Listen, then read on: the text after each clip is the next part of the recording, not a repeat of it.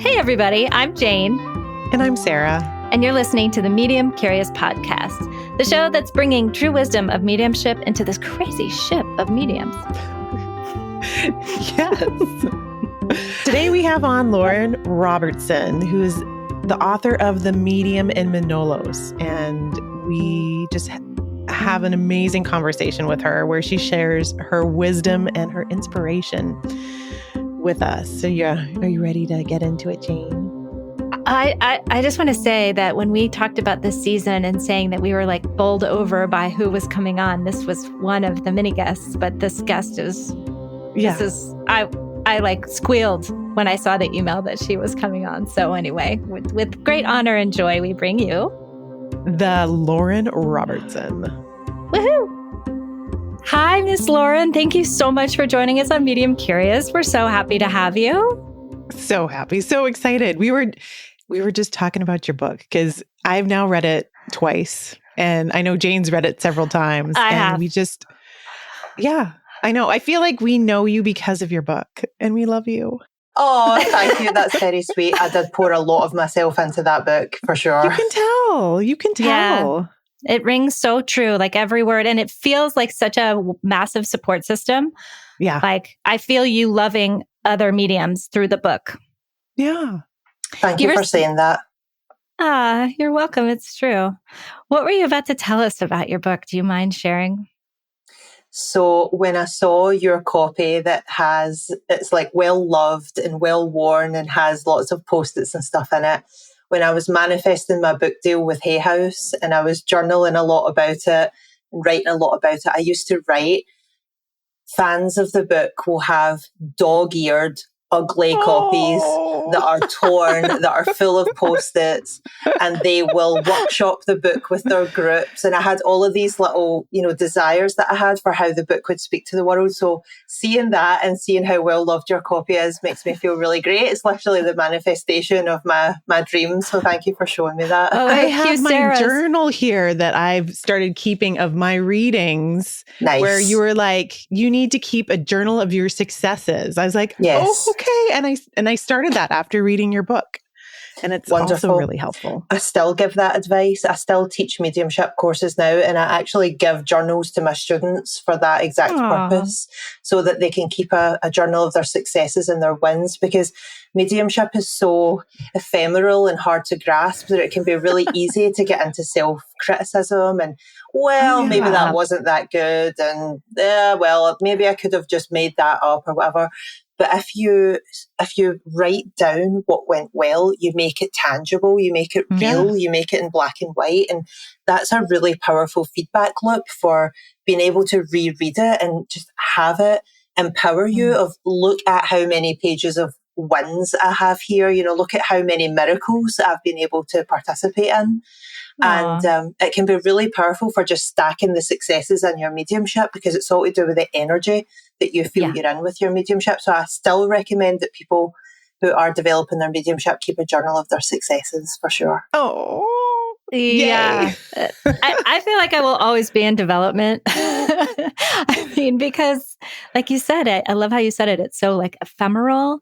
Like it's like a drive-by. You feel like I am capable. This is who I am. I do this. And then like, you'll have just a few little misses and feel like dropped out, like the bottom drops out. And it's very funny. So that I live in a home that has one of those like walls of mirrors over here.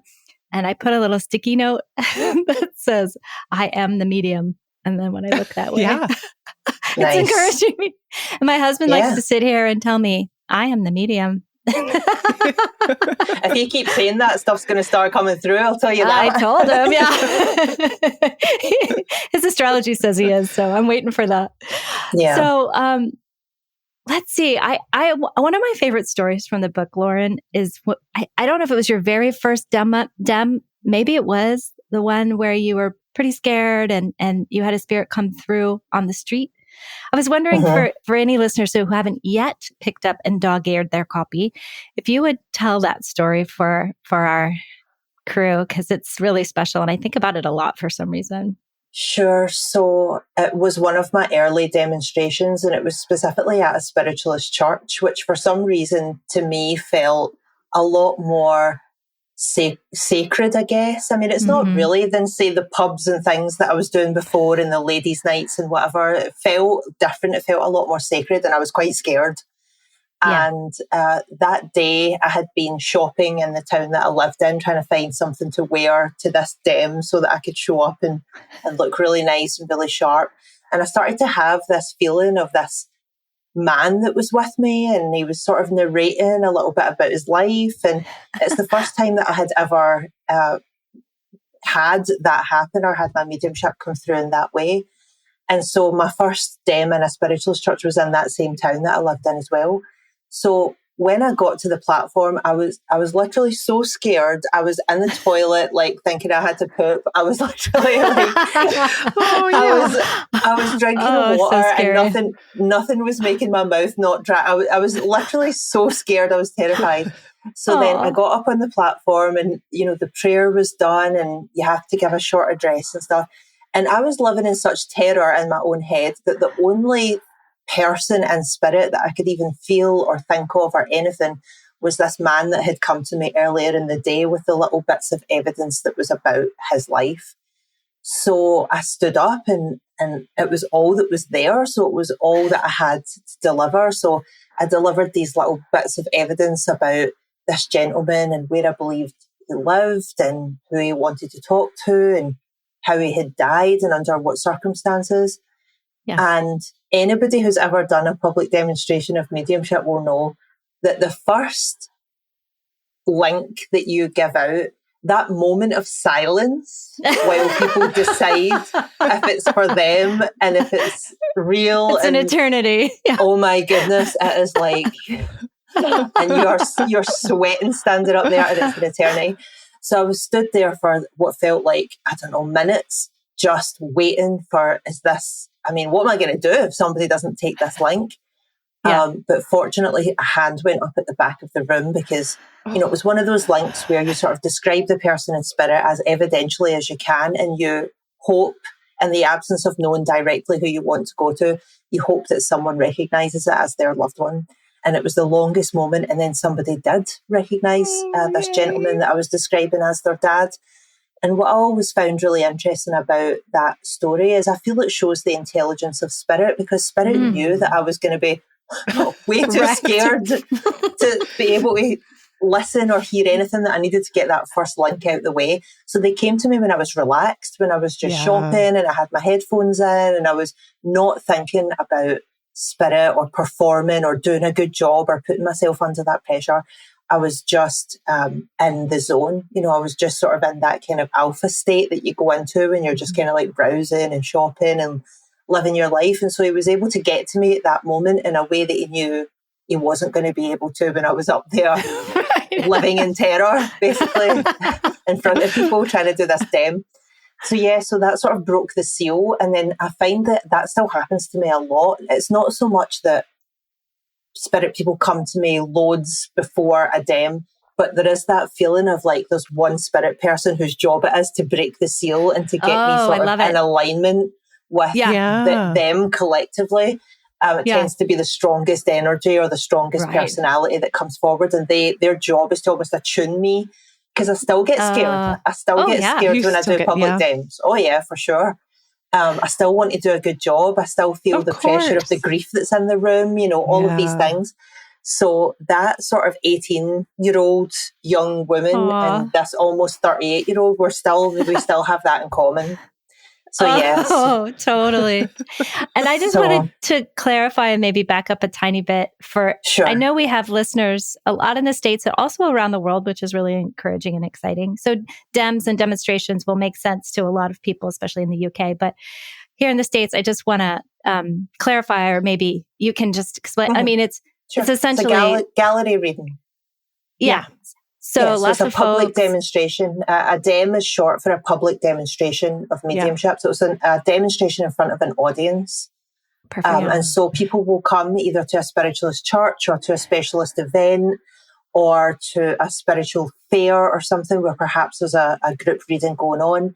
And the audience size for this type of reading can be anything from a really intimate group of, say, 10 people to hundreds and hundreds of people. If you're a very famous medium, if you're doing theatres and that kind of thing. So we call them DEMs here in the UK, just as short for public demonstrations.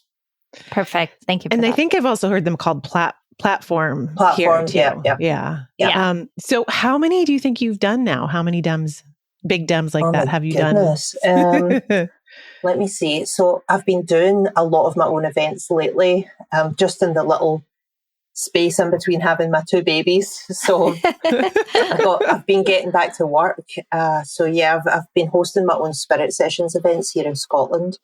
So recently I've had 3 or 4, and then out of about probably hundreds, thousands. I mean, I was working 5 nights a week for almost 20 years, doing public demonstrations, whether they were spiritualist churches or psychic nights or psychic suppers or ladies' nights, for almost 20 years. So we got to get working, Jane. I know. I'm like, I can count on 2 hands how many times I've done it. So I need to get on it. Yeah. So it's a lot. I mean, the number of one-to-ones are in the tens of thousands. Wow. And each of those one-to-ones have come from a public demonstration most of the time. So I guess you could divide it by 10 and probably that's how many it's been. So thousands probably. Wow. That's fast math. Nice. That is. So, especially for a pregnant lady. Yeah, totally. The baby brain is real. It's real. It sure is. Has your mediumship changed at all since you've had kids? Have you noticed any difference in the, I don't know, like how you connect with spirit or insights that you've gotten from spirit? The one thing I do notice, and part of this is to do with motherhood and part of it is to do with things that were happening in my life concurrently to having my first child, is I have a keener awareness of grief and a keener awareness of the tenderness of people and the vulnerability of people and how we are all children and all grieving, really. I mean, everyone's a child and everyone is grieving, really. And so my mediumship has been shaped by that. I would always like to have thought of myself as a sensitive medium, you know, a medium who is aware of what ought to be said and what ought not to be said and, you know, what the wider context of the work is. But from having children, that has very much come into sharp relief for me, for sure. So when I pray, I always open with a prayer at my events. And when I pray, I definitely sincerely mean for the healing of the people that are there present. So being a mum has definitely made me feel much more maternal, I guess, towards anyone in the spirit world or living that comes to me for a reading or to attend one of my DEMs, for sure. Oh, I love that. There's a medium who I follow here in the States who says that she falls in love with everyone that she reads for. Yeah. And that's been my experience. Is that your experience as well? Yeah, for sure. Yeah. It's a really precious, sacred opportunity. And I said to you earlier, Sarah, you know, when you're writing in your journal of wins, it's like you're getting to be like, I participated in a miracle. And you couldn't have done so were it not for the other participants who were present, the loved ones in spirit and the sitter. And so it's hard not to fall in love with them in that process and in that dynamic. And, you know, having people come to you with such open hearts and with such trust, there's a great responsibility that comes with that definitely forges something I would say akin to love as well. Absolutely. Aww. Oh, I love how you just said all that. I know. It is a big, like, it is a big old soppy heart. I just, you know, it really just gets you. I mean, that's part in what's hard for me, because I do feel like that takes a lot of my energy. But I mean, I think when you do as many readings as you've done, like, how do you keep that up while being the hugely empathic person that you are? That's a good question. And the answer is quite complicated, I think. And it may be the case that it's unique to each person. When people say that they find it tiring or, you know, kind of exhausting or draining, I actually don't think that it's the empathy that's causing that. I think that it's the trying. Yeah. because effort. really good mediumship doesn't come from trying. Yeah. And it actually shouldn't come from your own resources of empathy or energy. And sometimes when we get into a state of worrying that we're not good enough, or we have to give more, or we have to say more, or the evidence needs to be better, or why isn't this going the way I want it to, because of issues we have in our own past or our own life, that is where the draining part is. But having true empathy for someone and truly believing in the spirit world means that you must believe that ultimately they will be fine, and ultimately the spirit world will be fine, because by definition, we can't die for the life of us. And by definition, those that we've lost, we haven't said goodbye to forever. And so if you're truly sort of in that mode of, I'm just here to deliver that truth, I have no part in this other than to deliver that truth, then that feeling of I need to impress, or I need to try, or this needs to be better, or how can I empathize with this person more, or, how can I come across as the medium that I want to be? All of that trying just kind of goes away, and it's not draining anymore. It's an allowing. Mediumship's the art of allowing. It's actually the art of taking yourself out of feeling like you have any role to play in making this be a special thing, and just instead allowing it to be what it is, and then the tiredness goes. So the state of allowing, just letting it flow and getting the heck out of the way.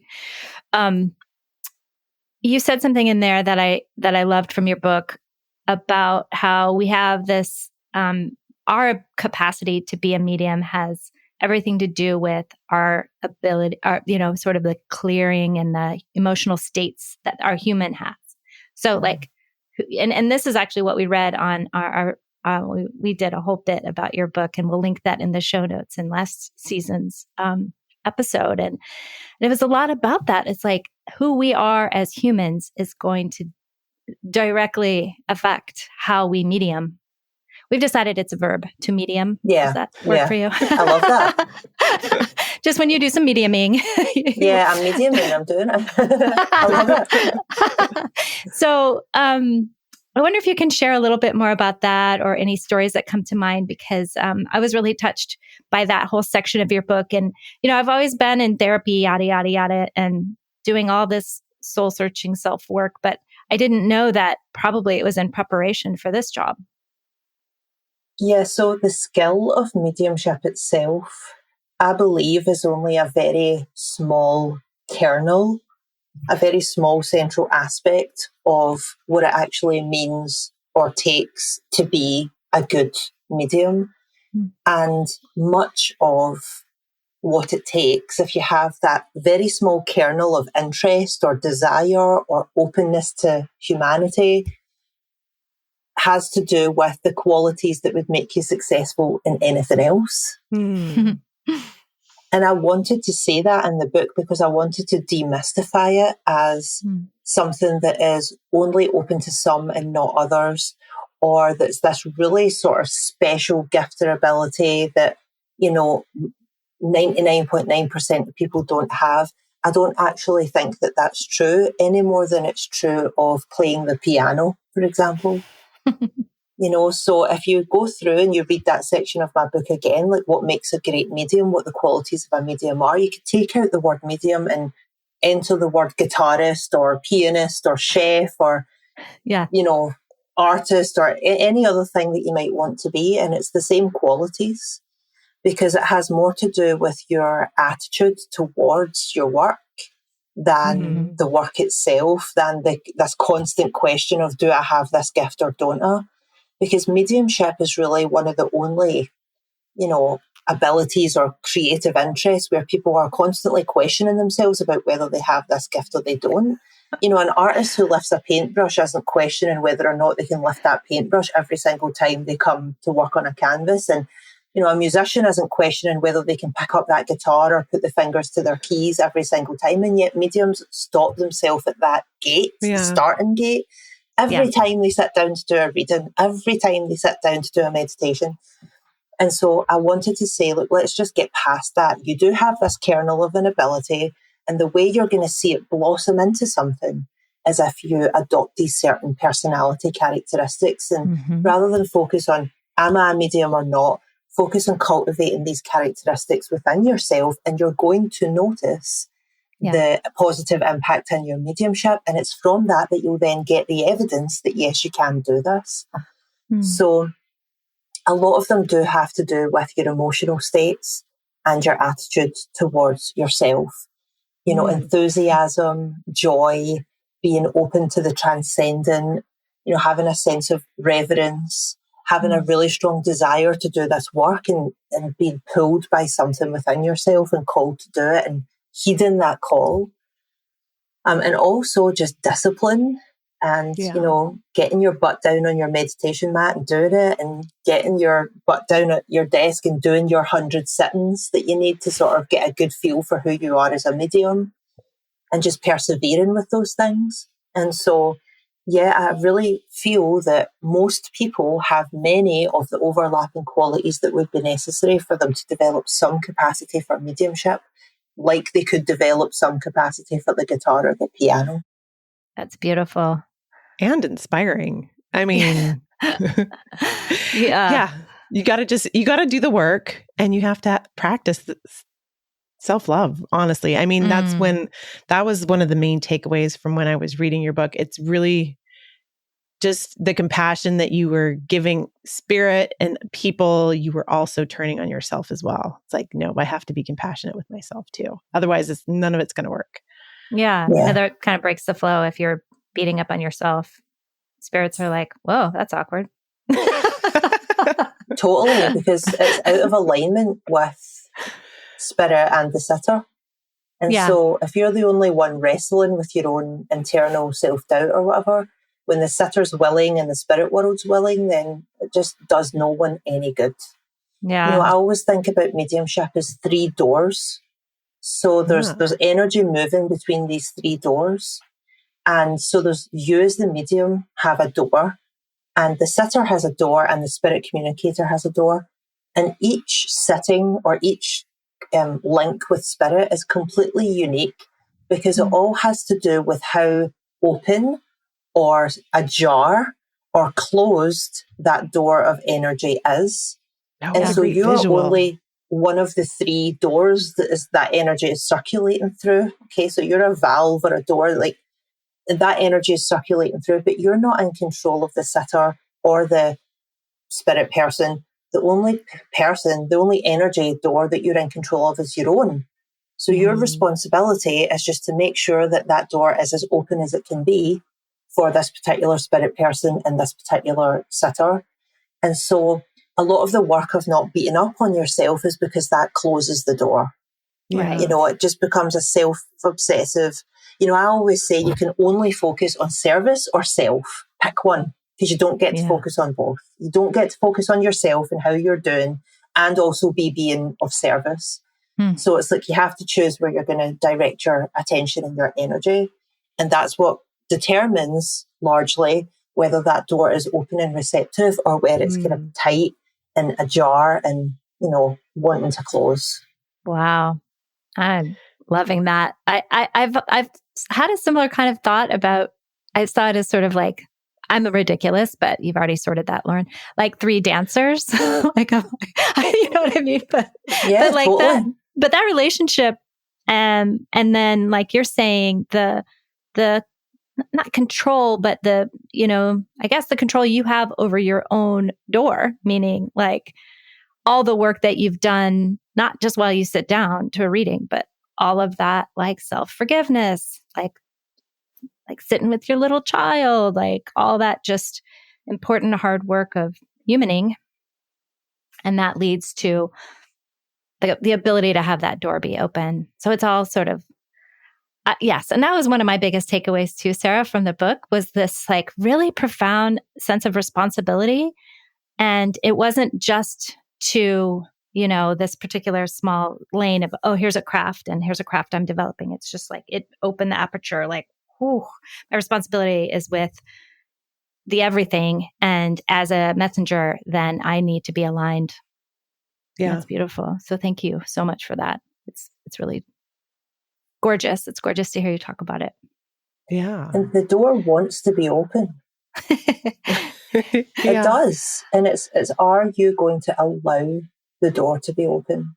Yeah. You know, you don't have to do anything to open the door. That's its natural state, especially if you are someone who's sort of open-hearted, open within yourself. The door to spirit wants to be open. It's how we understand the world in ways that are non-tangible.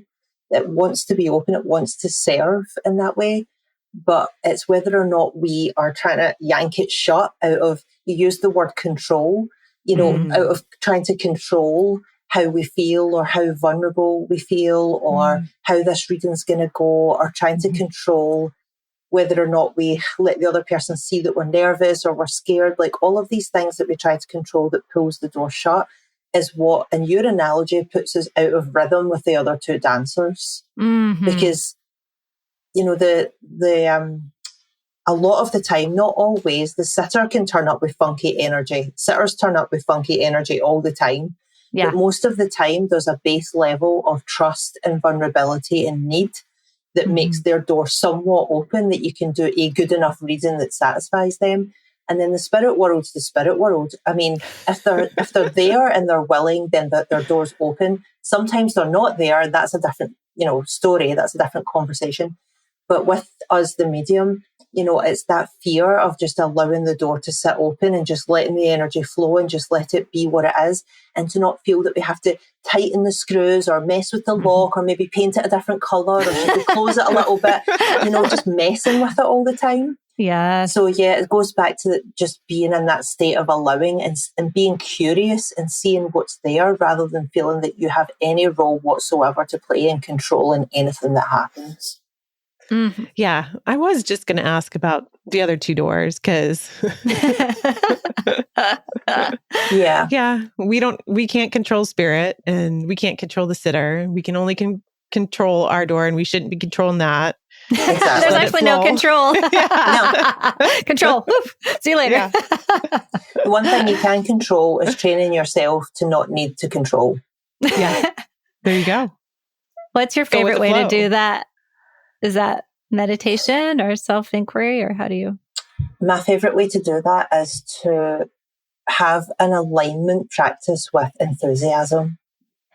Oh, that's so good. An alignment practice with enthusiasm. Okay, tell us more. I try to do things that I'm enthusiastic about every day. And I try to be enthusiastic about the things that I do every day, because enthusiasm literally means to be filled up by God. Yeah. And I find that is the energy at which mediumship occurs and which spirit is on. And even if things are hard, even if things are imperfect, even if there's things going on that are sad making and angry making, if you can have an undercurrent of, overall, I'd say I'm an enthusiastic person, or I'm willing to be, or I know how to reach for that emotion, even if something's difficult, then I feel that stands me personally in very good stead for working with spirit. You know, it can be something so small, like there's, out of my window here, I'm in an apartment on the 3rd floor, and there's 2 fat squirrels that fight and wrestle in the tree outside my apartment. And I just go and look at them and I laugh and I smile and I'm like enthusiastic for them. And I see them just eating their little snacks and rushing around the branches, and I'm admiring the anti-gravity, you know, climbing that they can do and how they can be kind of like wrestling with each other. Or maybe they're doing something else, I don't know. But wrestling with each other and like not falling out the tree. So I'm just enthusiastic about the things that I see. And I think that is where my mediumship comes from. For other people, it might be discipline, it might be meditation, it might be, you know, various different ways of approaching it. And I think it has to do with your personality and figuring out your own personality and what makes you feel closest to spirit and most open, because that's the feeling, again, we're going for, is that openness. And for me, it really is wonder. It's awe. It's feeling enthusiastic. Yeah. That's so crazy. Getting back to the wonder and awe. Yeah. Exactly. Sarah said that exact phrase.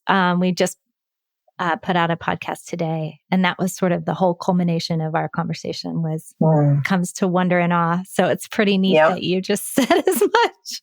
I'm feeling both wonder and awe about that. Yeah. Yep. And enthusiasm, joy. I mean, yep. Like, this is a practice that I've been doing with sort of the like quote unquote annoying stuff of life. Like, I'm going to be enthusiastic about these dishes. And then I'll get the exact right soap that smells really good. And then I'm like cheerful about my, so I think that's it. Like, you can just like tilt that filter, like, okay, how can you approach a particular moment differently, or bring yourself to it, and knowing that you're all the while training for your mediumship. That's pretty rad. Exactly. Dishes make you a good medium. That's what I'm dishes saying. do make you a good medium. But don't forget about the things that you genuinely feel enthusiastic about, rather than the things that you're encouraging yourself to feel enthusiastic about, because they're harder work. And one thing that mediums and also women and also mothers tend to neglect is actually prioritizing the things that contain genuine enthusiasm for them. Whatever that may be. Reading quietly on your own. For me, I love horses, and I love travel, and I love swimming, and I love beautiful things for my home. So I try to allow myself to also have the things that evoke genuine enthusiasm, rather than always setting myself the task of finding enthusiasm. Right. It's like sometimes we can tend too much to giving ourselves that hard work, rather than being like, what would feel really rewarding and enthusiasm inducing for me right now. Smart. So just don't forget about that question. Yes. Thank you for that. And sometimes it's hard to even come up with what that list would be, because often a lot of us are so busy, kind of like you said, maybe it's a little bit square peg round hole of like, the dishes are awesome. No, they're kind of boring. No, I don't actually like them, but I have a way to make them okay. So thank you for that. That's a really good note. Really important. Enthusiasm neglect is an epidemic right now. It is. It's horrible. People are not happy with, they're not waking up and jumping out of bed enthusiastic about what they're doing. A lot of people are detached from that feeling within themselves because of the belief that they have about what life requires of them. And, again, it goes back to, I believe that enthusiasm is important for a really successful mediumship, but I also feel it's important for a really successful life and any other undertaking that a person might want to engage with. And so I think it's a very underdeveloped muscle that will take some practice to be like, okay, am I more enthusiastic about this apple or this apple in the grocery store, and take it from there. Love that.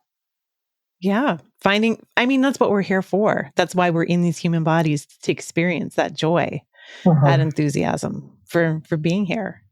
Yeah. And also you've got a little tiny girl, and you got another little boy on the way. There's nothing like being in the present moment with those little kids and seeing the world through their eyes, because a lot of it is for the first time, and they're exploring and they're looking at things and they're experiencing life with their little joy. Yeah, definitely. No one told me how hilarious motherhood was going to be. Like my daughter is laugh out loud funny on a daily basis. Me and her dad just look at each other across the the breakfast table, just howling with laughter at the things she says and does. So definitely she's a source of a great deal of enthusiasm in my life, and being enthusiastic herself about the world. There's a lot that I can learn from her as well. So here's a kind of a fun question I want to ask you. So you're an amazing medium. You do all these readings, but what kind of like psychic hits do you get? Like, did you know your husband when you first met him? Like that, like, did you get a sense of your daughter before she arrived? Like any of that stuff? Oh my God, so much of that stuff. Tell us. The stories are literally crazy. And my husband is a massive skeptic, or at least he was when we first met.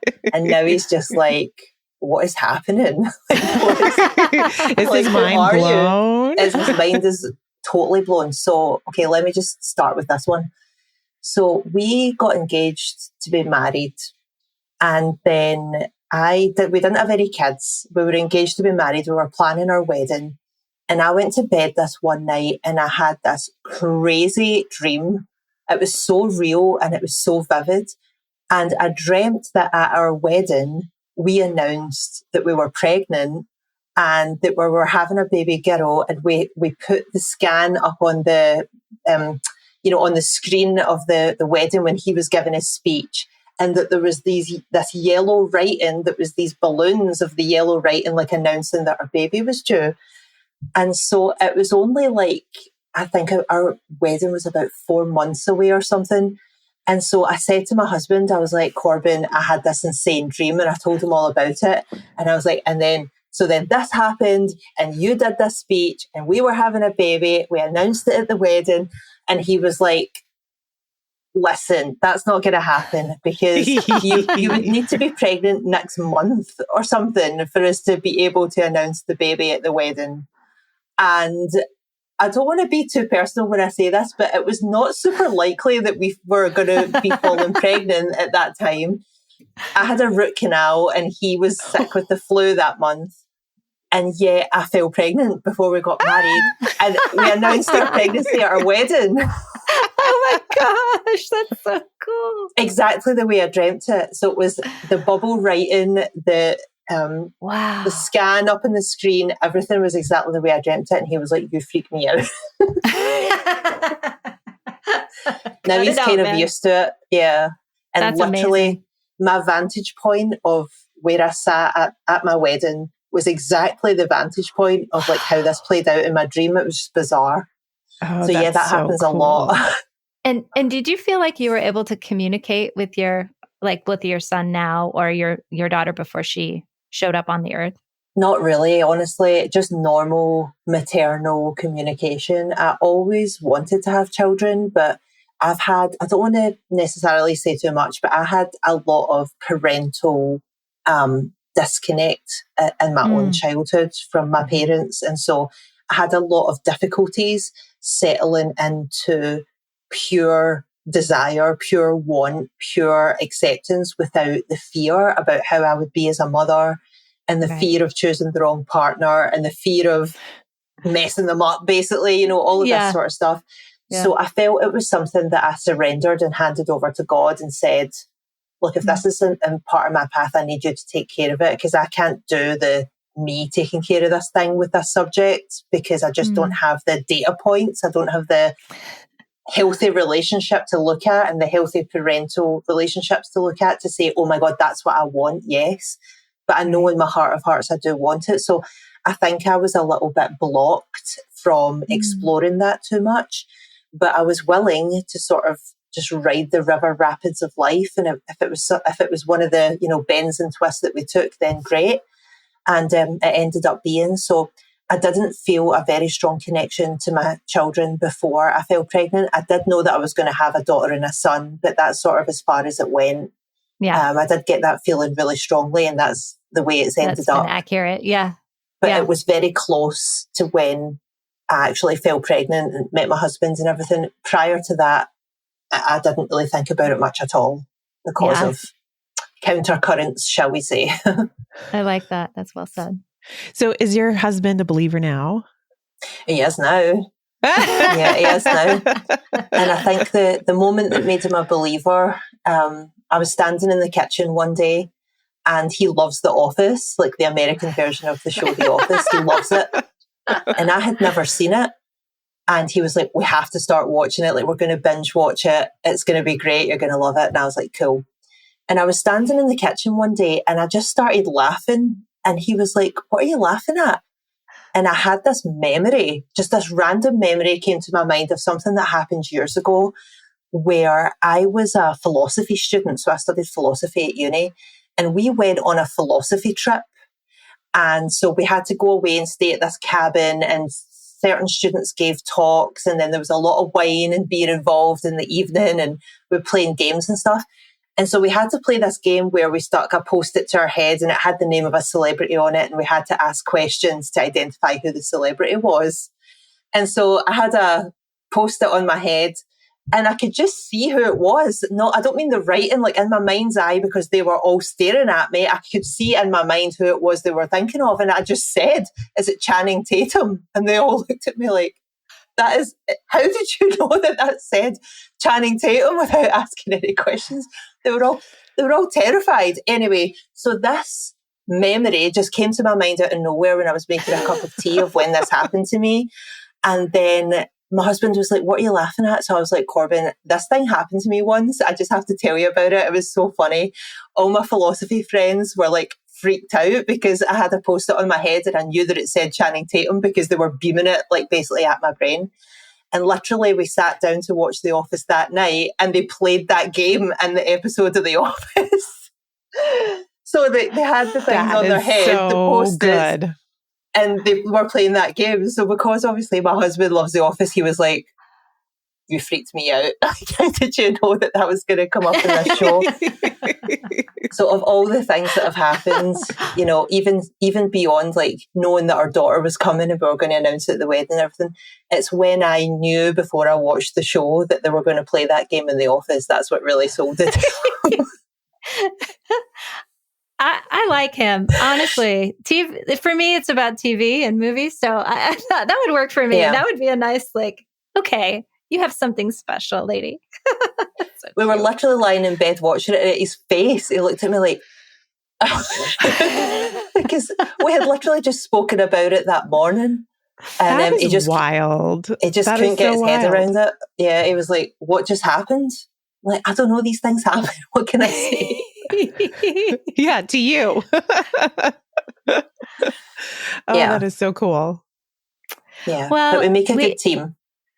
Oh, That's Yeah. what matters, especially this incredibly precious time. I mean, every time is precious, but with the littles, it's pretty extraordinary. So thank you for taking the time with us. Before we go, I just wanted to ask one more question. And Sarah, if you have one more burning, but as you know, our audience is made up of a lot of people who are kind of just coming online.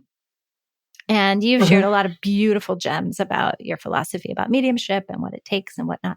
But I guess, is there anything that you would want to add or share about like why you love it, or, just encouragement for the newcomers? The reason to explore mediumship for yourself is as much about the elevation of your own spirit as it is about the elevation of other people's. And many people who are interested in developing their mediumship have come to that path through a grief of their own. Mm-hmm.